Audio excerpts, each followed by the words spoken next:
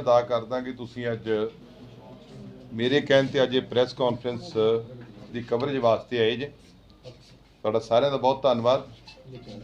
कल का एक इशू जिहड़ा बहुत ज़्यादा हाईलाइट होया, जिहदे च एक द एडिटर न्यूज़ है जिहदा house number 113 dream road Guru Nanak colony Hoshiarpur तो उन्होंने एक न्यूज़ वायरल की जिहदे च कहा गया कि बड़े पुख्ता सूरतां दे उत्तों सोर्स राहीं कि मेरा नाम लिख के गुरजीत सिंह औजला जिहड़े ने और दूसरे MP साहबान का कि गुरजीत सिंह औजला आम आदमी पार्टी ज्वाइन करन जा रही। पहली गल मैं इनू डिनाई करदा, बड़े सख्त शब्दों में इसकी निंदा करदा कि उस इंसान ने बगैर मेरी वर्शन लियो, बगैर कोई उहदी सच्चाई के तत्थां तो जाणदियां होया उन्हें एक फेक न्यूज़ जिहड़ी है सारे पंजाब नूं, सारे उन्हां लोकां नूं, प्यार करने वाले लोकां नूं उन्हां दे अगे रखी जिहदा कोई सिर पैर नहीं हैगा। कुछ लोग जिहड़े अपने निजी कारणा करके अपने निजी लोड़ां पूरीआं करन वास्ते किसी ना किसी का हथ ठोका बन के कदी किसी का करैक्टर असैसीनेट करते, कदी किसी का। मैं कहना चाहुंदा, मैं तुहाडे सामने 2017 च कांग्रेस पार्टी की टिकट तो इलैक्शन लड़ी सी, बाई इलैक्शन लोगों ने सबना ने प्यार दिता, वो जित्ती। फिर 2019 की इलैक्शन कांग्रेस पार्टी तो लड़ी, वो जित्ती। कौंसलर मैं कांग्रेस पार्टी तो बनया। सो एक कांग्रेस पार्टी के सिपाही की तरह शुरू तो लैके काम करन तक इत्थों तक पहुँचे हैं।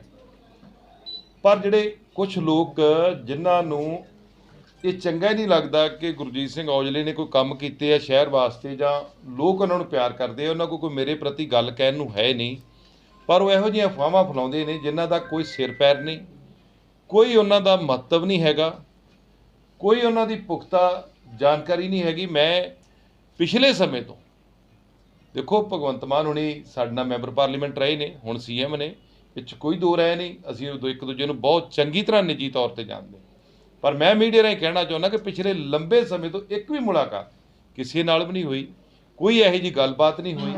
पर इस इंसान ने चंद, क्योंकि लालच च दो ही कारण हो सकते हैं, TRP लैण वास्ते लालचवश हो के किसी के कहण दे उत्ते किसी के तलबे झट के ये लोग जिहड़े है कि किसी का ध्यान ही नहीं रखते भी किस बंदे प्रति की गल कर लगे हैं। कोई इन्ना वड्डा इंसीडेंट नहीं, तुसीं 2 दिन वेट कर लो। तुसीं इत्थे साडा इन्ना वड्डा मीडिया हाउस है अमृतसर दे विच, तुसीं उन्हां नाल गल करके वेख लो, तुसीं मेरे नाल गल कर लो, मेरे नाल फोन ते गल कर लो, कोई शक नहीं तुहाडे कोल गलत जानकारी भी आ सकती है। पर इसदा मतलब ये नहीं कि तुसीं उहदी न्यूज़ बना के लोकां नूं परोस दिओगे, तुसीं लोकां नूं गलत चीज़ां दसोगे। ये एक देखो पत्रकारिता बहुत चंगी चीज़ है, ये समाज दे विच समाजिक मुद्दे उठाउंदे ने, और समाजिक मुद्दे उठाउणा साडी भी जिम्मेवारी है पोलीटिकल बंदियां दी। पार्टी कोई होवे, किसी दी सरकार होवे, जिहड़ी खासकर विरोधी धिर है, विरोधी धिर दा फर्ज है लोक मुद्दे लोकां सामने रखने और उन्हां मुद्दिआं प्रति जिहड़ी मौजूदा सरकार है वो संजीदगी दे नाल सोचे। ये साडा फर्ज है।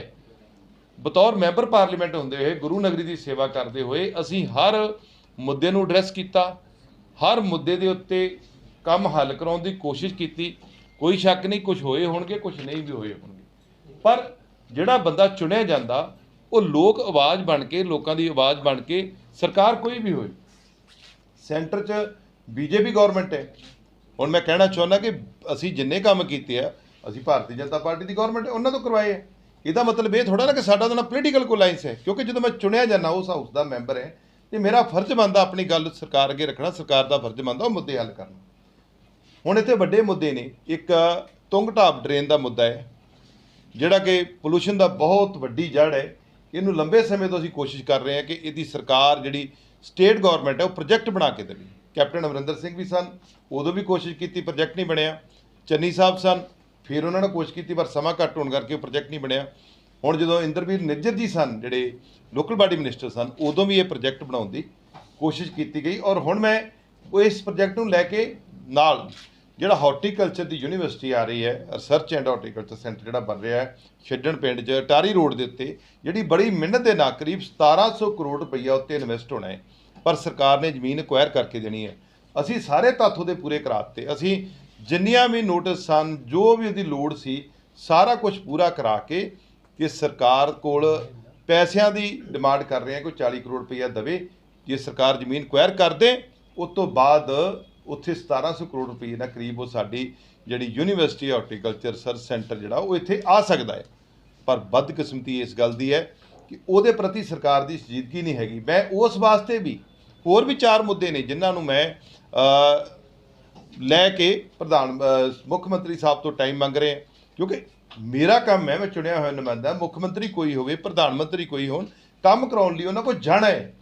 ਪਰ ਇਹੋ ਜਿਹੇ ਜਿਹੜੇ ਲੋਕ ਨੇ ਜਿਹੜੇ ਬਹੁਤ ਨੀਵੇਂ ਪੱਧਰ ਦੀ ਪੱਤਰਕਾਰਤਾ ਕਰਦੇ ਨੇ, ਮੈਂ ਸਾਰੇ ਬਹੁਤ ਅੱਛੇ ਲੋਕ ਨੇ ਜਿਨ੍ਹਾਂ ਦੇ ਸਿਰ ਤੇ ਸਾਰਾ ਸਿਸਟਮ ਚੱਲਦਾ, ਮੈਂ ਨਿੱਜੀ ਤੌਰ ਤੇ ਉਸ ਬੰਦੇ ਨੂੰ ਕਹਿ ਰਿਹਾ ਜਿਸ ਬੰਦੇ ਨੇ ਇਹ ਖਬਰ ਲਾਈ ਹੈ, ਉਹ ਨੀਵੇਂ ਪੱਧਰ ਦੀ ਪੱਤਰਕਾਰਤਾ ਕਰਕੇ ਸਾਰੇ ਭਾਈਚਾਰੇ ਦਾ ਵੀ ਸਿਰ ਨੀਵਾਂ ਕਰਦੇ ਨੇ ਔਰ ਉਹਦੇ ਨਾਲ ਦੀ ਨਾਲ ਲੋਕਾਂ ਦੇ ਮਨ ਦੇ ਵਿੱਚ ਦੁਬਦਾ ਖੜੀ ਕਰਦੇ ਨੇ। ਇਸ ਵਾਸਤੇ ਮੈਂ ਉਹਨਾਂ ਨੂੰ ਆਪਣੇ ਮਾਨਯੋਗ ਹਾਈ ਕੋਰਟ ਦੇ ਵਕੀਲ ਮੇਰੇ ਜਿਹੜੇ ਨੇ ਉਹਨਾਂ ਵੱਲੋਂ ਰਾਜੀਵ ਚੋਪੜਾ ਜੀ ਵੱਲੋਂ ਨੋਟਿਸ ਦਿੱਤਾ ਗਿਆ ਆ, ਜਿਹਦੇ 'ਚ ਮੈਂ ਉਹਨਾਂ ਨੂੰ 15 ਦਿਨ ਦਾ ਟਾਈਮ ਦਿੱਤਾ ਕਿ ਤੁਸੀਂ 15 ਦਿਨ ਦੇ ਵਿੱਚ ਇਸ ਨੋਟਿਸ ਦਾ ਜਵਾਬ ਦਿਓ ਕਿ ਬਗੈਰ ਮੇਰੇ ਨਾਲ ਗੱਲ ਕੀਤੇ, ਕਿਉਂਕਿ ਮੇਰੇ ਟੈਲੀਫੋਨ ਤੇ ਕੋਈ ਕਾਲ ਨਹੀਂ ਆਈ, ਮੇਰਾ ਟੈਲੀਫੋਨ ਹਰ ਇੱਕ ਵੇਲੇ ਖੁੱਲ੍ਹਾ ਰਹਿੰਦਾ ਆ, ਪਰ ਬਗੈਰ ਤੁਸੀਂ ਜਾਣਕਾਰੀ ਲਿਓ ਤੁਸੀਂ ਇਹ ਖਬਰ ਕਿਸ ਤਰ੍ਹਾਂ ਚਲਾਤੀ, ਕਿਸੇ ਦੇ ਕਰੈਕਟਰ ਤੇ ਤੁਸੀਂ ਉਂਗਲ ਕਿਵੇਂ ਚੱਕ ਸਕਦੇ ਜੇ, ਕਿਵੇਂ ਤੁਸੀਂ ਬਗੈਰ ਕੋਈ ਗੱਲ ਹੋਇਓ ਉਸ ਬੰਦੇ ਨੂੰ ਲੋਕ ਕਚਹਿਰੀ 'ਚ ਖੜਾ ਕਰ ਸਕਦੇ ਜੇ। ਅਨੇਕਾਂ ਟੈਲੀਫੋਨ ਮੈਨੂੰ ਵਰਕਰਾਂ ਦੇ ਆਏ, ਅਨੇਕਾਂ ਟੈਲੀਫੋਨ ਲੀਡਰ ਸਾਹਿਬਾਨ ਦੇ ਆਏ, ਜਿਹਦਾ ਕੋਈ ਮਤਲਬ ਨਹੀਂ ਬਣਦਾ।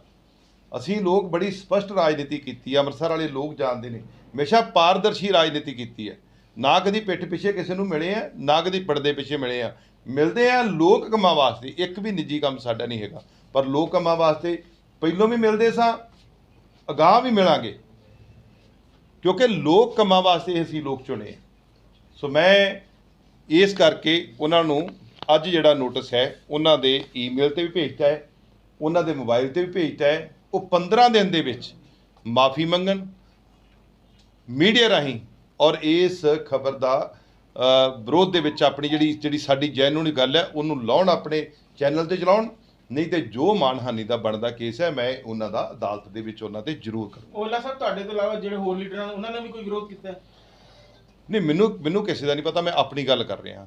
ਦੇਖੋ, ਆਪਣਾ ਪੱਖ ਮੈਂ ਰੱਖ ਰਿਹਾ, ਉਹ ਆਪਣੀ ਤੌਰ ਤੇ ਕਰ ਰਹੇ ਨੇ, ਉਹ ਆਪਣੀ ਗੱਲ ਕਰਨਗੇ, ਮੈਂ ਆਪਣਾ ਪੱਖ, ਕਿਉਂਕਿ ਮੈਂ ਅੰਮ੍ਰਿਤਸਰ ਸੀ, ਮੈਂ ਅੰਮ੍ਰਿਤਸਰ, ਉਹ ਬਾਹਰ ਨੇ, ਉਹਨਾਂ ਬਾਹਰ ਰੱਖਿਆ ਜਾਂ ਰੱਖਣਾ ਹੋਊਗਾ, ਰੱਖਣਗੇ ਸਾਰੇ ਹੀ, ਕਿਉਂਕਿ ਤੁਸੀਂ ਇਸ ਦੀ ਵੀ ਗੱਲ ਕਰ ਰਹੇ ਨੇ, ਉਹਨਾਂ ਦੀਆਂ 2-2 3-3 ਪੁਸ਼ਤਾਂ ਹੋ ਗਈਆਂ ਨੇ ਕਾਂਗਰਸ ਪਾਰਟੀ 'ਚ। ਉਹਨਾਂ ਦੇ ਬਜ਼ੁਰਗਾਂ ਨੇ, ਜਿਵੇਂ ਡਿੰਪਾ ਜੀ ਦੀ ਗੱਲ ਕੀਤੀ ਹੈ, ਬਜ਼ੁਰਗਾਂ ਨੂੰ ਮਤਲਬ ਸ਼ਹੀਦ ਹੋਏ ਨੇ, ਗੋਲੀਆਂ ਖਾਧੀਆਂ ਨੇ ਅੱਤਵਾਦ ਦੇ ਸਮੇਂ ਦੇ ਵਿੱਚ, MLA ਰਹੇ ਨੇ ਕਾਂਗਰਸ ਪਾਰਟੀ ਤੋਂ। ਸੋ ਗੱਲ ਤੁਸੀਂ ਪੁਖਤਾ ਸਬੂਤ ਹੋਣ ਤੋਂ ਬਗੈਰ ਕਰੋਗੇ ਤੇ ਉਹਦਾ ਕੋਈ ਗੱਲ ਮਤਲਬ ਬਣਦਾ ਨਹੀਂਗਾ, ਲੋਕਾਂ ਨੂੰ ਤੁਸੀਂ ਗਲਤ ਜਾਣਕਾਰੀ ਮੁਹੱਈਆ ਕਰਾਉਂਦੇ ਹੋ। ਸਾਹਿਬ, ਇਹਦੇ ਪਿੱਛੇ ਕੋਈ ਤੁਸੀਂ ਚਲੋ ਲੀਗਲ ਨੋਟਿਸ ਦੇਤਾ, ਕੋਈ ਪੋਲੀਟੀਕਲ ਵੀ ਲੱਗਦੀ ਹੈ ਤੁਹਾਨੂੰ, ਕੋਈ ਪੋਲੀਟੀਕਲ ਚਾਲ ਵੀ ਹੋ ਸਕਦੀ ਹੈ? ਕੁਦਰਤੀ ਗੱਲ ਹੈ। ਦੇਖੋ, ਜਦੋਂ ਤੁਸੀਂ ਕਿਸੇ ਬੰਦੇ ਪ੍ਰਤੀ ਕੋਈ ਤੁਹਾਡੇ ਕੋਲ ਕੁਐਸਚਨਿੰਗ ਹੈ ਨਹੀਂ ਗੀ, ਤੁਸੀਂ ਕਿਸੇ ਦੇ, ਸਾਨੂੰ ਕੋਈ ਇਹ ਨਹੀਂ ਕਿਹਾ ਕੰਮ ਘੱਟ ਕੀਤੇ ਆ, ਤੁਸੀਂ ਮਿਲੇ ਨਹੀਂ, ਤੁਸੀਂ ਕਿਸੇ ਦੇ ਕੰਮਾਂ 'ਚ ਨਹੀਂ ਗਏ, ਜਾਂ ਤੁਹਾਡੇ ਤੇ ਕੋਈ ਕਰਪਸ਼ਨ ਦੇ ਚਾਰਜ ਹੈ, ਕੋਈ ਇਹੋ ਜਿਹੀ ਕੋਈ ਚੀਜ਼ ਹੀ ਹੈ ਨਹੀਂ, ਤੇ ਫਿਰ ਇੱਕੋ ਚੀਜ਼ ਰਹਿੰਦੀ ਅਗਲੇ ਦੇ ਕਰੈਕਟਰ ਤੇ ਗੱਲ ਕਰਦੇ ਹੋ ਵੀ ਇੱਧਰ ਭੱਜ ਗਿਆ ਉੱਧਰ ਭੱਜ ਗਿਆ ਬਗੈਰ ਕਿਸੇ ਗੱਲ ਤੋਂ। ਸੋ ਇਹਦੇ ਕਰਕੇ ਮੈਂ ਉਹਨਾਂ ਨੂੰ ਚੇਤਾਵਨੀ ਵੀ ਦਿੰਦਾ ਕਿ ਭਾਈ ਤੁਸੀਂ ਇਹੋ ਜਿਹੀਆਂ ਖਬਰਾਂ ਗਾਂਹ ਲਾਉਣ ਤੋਂ 10 ਵਾਰੀ ਸੋਚੋ ਕਿ ਮੈਂ ਮਾਨਹਾਨੀ ਕੇਸ ਤੁਹਾਡੇ ਤੇ ਕਰੂੰਗਾ।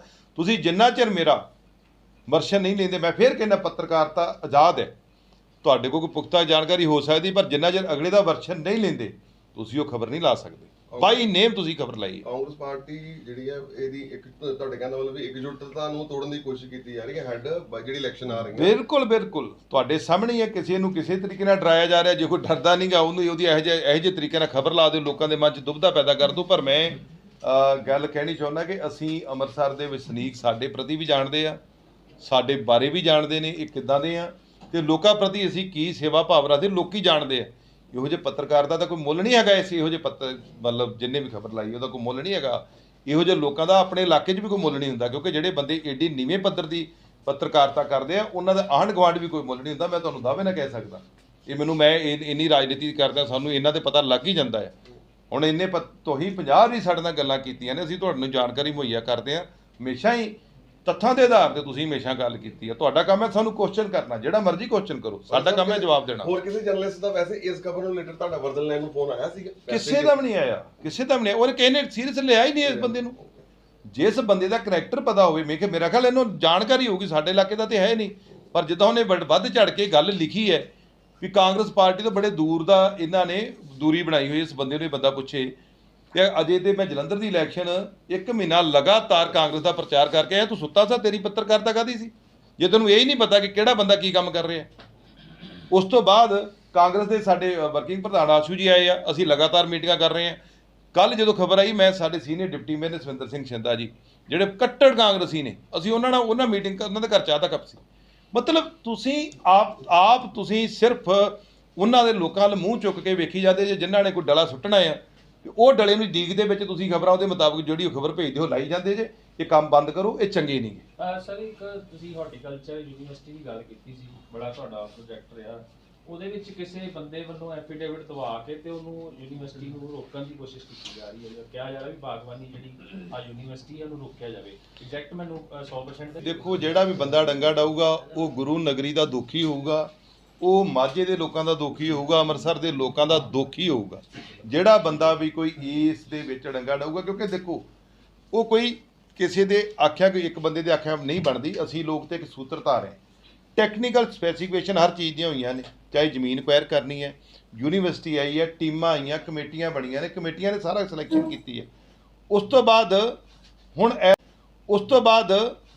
ਇਸ ਵੇਲੇ ਸਿਰਫ ਸਰਕਾਰ ਨੇ ਅਕਵਾਇਰ ਕਰਨੀ ਹੈ। ਜੇ ਸਰਕਾਰ 40-50 ਕਰੋੜ ਰੁਪਈਆ ਦੇ ਦਿੰਦੀ ਹੈ ਜ਼ਮੀਨ ਦਾ, ਤੇ 1700 ਕਰੋੜ ਦੀ ਇਨਵੈਸਟਮੈਂਟ ਇੱਥੇ ਆਉਣੀ ਹੈ।